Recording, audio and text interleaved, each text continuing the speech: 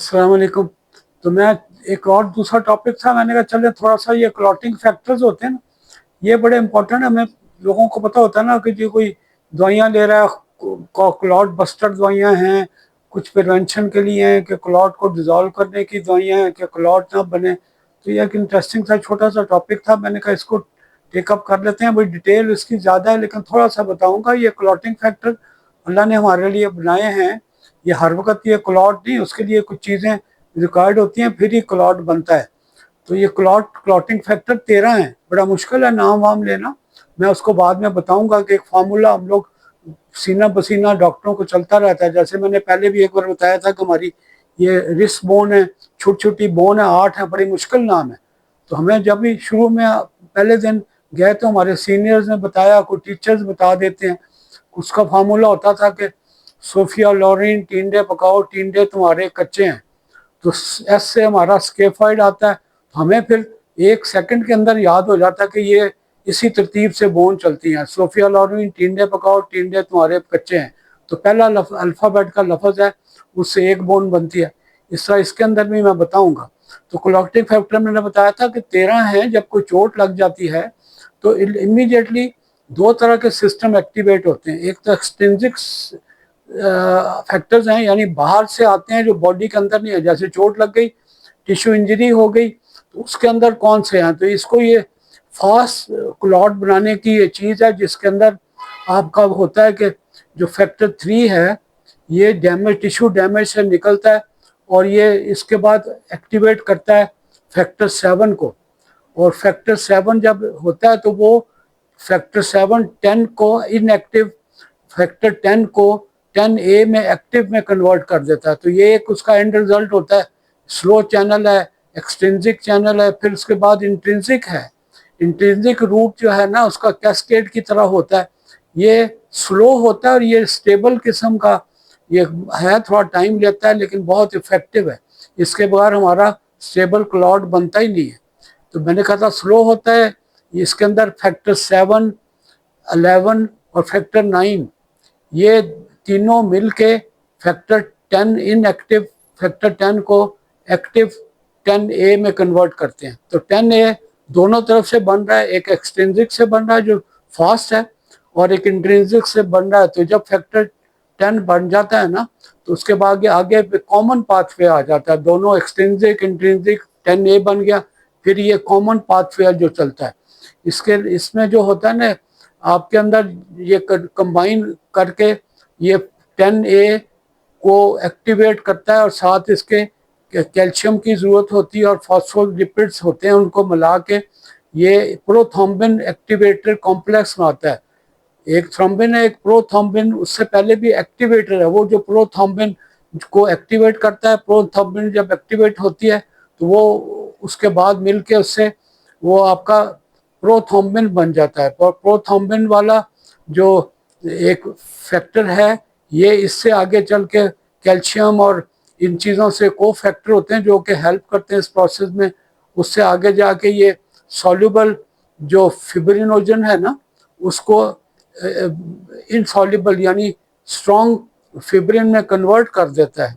और इसकी वजह से उसके अंदर फिर जो फैक्टर 8 है और ये एक्टिवेट करता है। और इसके जो कॉम्प्लेक्स होता है, इसमें स्ट्रैंड्स वगैरह आ जाते हैं, जाली नुमा इसके अंदर आती हैं, और वो स्टेबल फिब्रिन बन जाती है।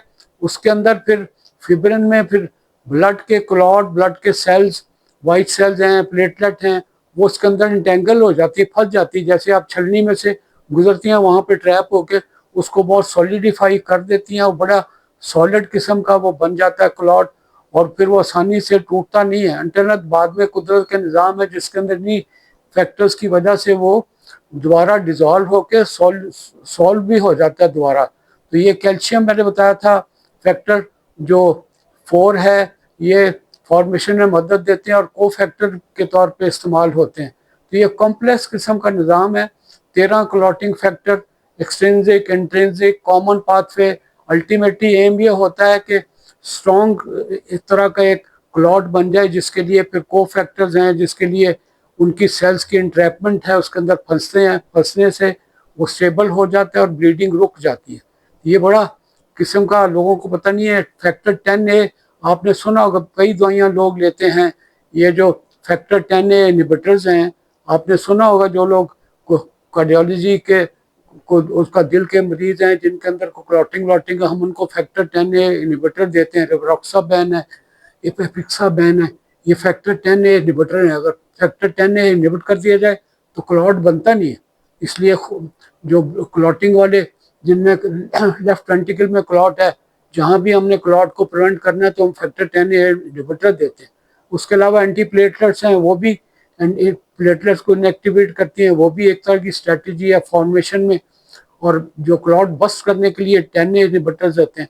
तो मैंने बताया था कि 13 नाम है, जैसे उसको याद करना बड़ा मुश्किल है। तो एक फार्मूला मैं आपको बताता हूँ, आपके डॉक्टरों के लिए अच्छा है, पता नहीं आम लोगों के लिए भी ऐसे इंटरेस्टिंग। जैसे उसका ये रिस्ट बोन का, 8 रिस्ट बोन का था कि सोफिया लोरिन टिंडे पकाओ, टिंडे तुम्हारे कच्चे हैं उससे। और इसी तरह इसके लिए भी हम इसको निमोनॉम्स कहते हैं। इसके अंदर भी एक होता है कि ये इसके क्लॉटिंग, उसने कहा था कि बनाया लोगों ने कि पहला अल्फाबेट ले लेते हैं, उससे आगे करके कोई ना कोई जुमला बना देते हैं। इसके अंदर एक जुमला वैसी मजाक के लिए भी समझ लें, लेकिन ये है सॉलिड है कि foolish people, F foolish F है उसका, तो foolish people try to climb long slopes after Christmas. उसमें कहते हैं कि उसके बाद वो कहते हैं कि सम पीपल हैव फॉलन। ये पूरे के पूरे 13 आ गए। Foolish people try climbing long slopes after Christmas, some people have fallen. इसमें 13 के 13 इसके फैक्टर आ गए, जिनको याद नहीं होता तो इसके याद करके वो कर लेते हैं। नॉर्मल हमारे कॉमन लोगों के लिए तो जरूरी नहीं है, लेकिन एक हमारे याददाश्त, क्योंकि ये याद करने में हो सकता है 10 दिन लग जाए, नहीं होता। इस तरह की जुमले बनाने से, न्यूमोनॉम्स कहते हैं इसको, उससे करने से आपको ज़रा याददाश्त मेंटेन रहती है। और हम काफ़ी खुद भी बना लिया करते थे, जहाँ पे नहीं होता, कहाँ पे नाम याद रखने तो कोई जुमला बना लिया, पहले अल्फ़ाबेट लिख लिया, उनमें से कोई जुमले घड़ लेते। तो अपना ख्याल रखिएगा, ये 13 क्लॉटिंग फैक्टर हैं, हमारी ज़िंदगी का एसेंशियल पार्ट है, अल्लाह सुब्हानो तआला ने बनाए हैं। और ऐसे ही नहीं होता कि आपने किसी ने आवाज़ दी तो क्लॉटिंग शुरू होगी, इस तरह तो फिर काम ख़राब हो जाए। इंजरी होती है, एक्सटेंसिव फास्ट चैनल एक्टिवेट होता है, उसके बाद दूसरा कैस्केड कहते हैं, जैसे सीढ़ी है, फिर दूसरे से फास्ट वाले के बाद अब स्लो होता है, दोनों मिलके फैक्टर 10A बनाते हैं। 10A फिर को फैक्टर्स की मौजूदगी में जो इनसॉल्युबल फिब्रिनोजन बनती है, फिर सॉल्युबल फिब्रिन बनती है, उसके अंदर इंट्रैपमेंट होती है, स्ट्रैंड्स बन जाते हैं, और वो फिर फर्दर सॉलिडिफाई होके एक स्टेबल क्लॉट बनाते हैं जो फिर ब्लीडिंग होने नहीं देता। अपना ख्याल रखिएगा। अल्लाह हाफिज़, अस्सलाम वालेकुम।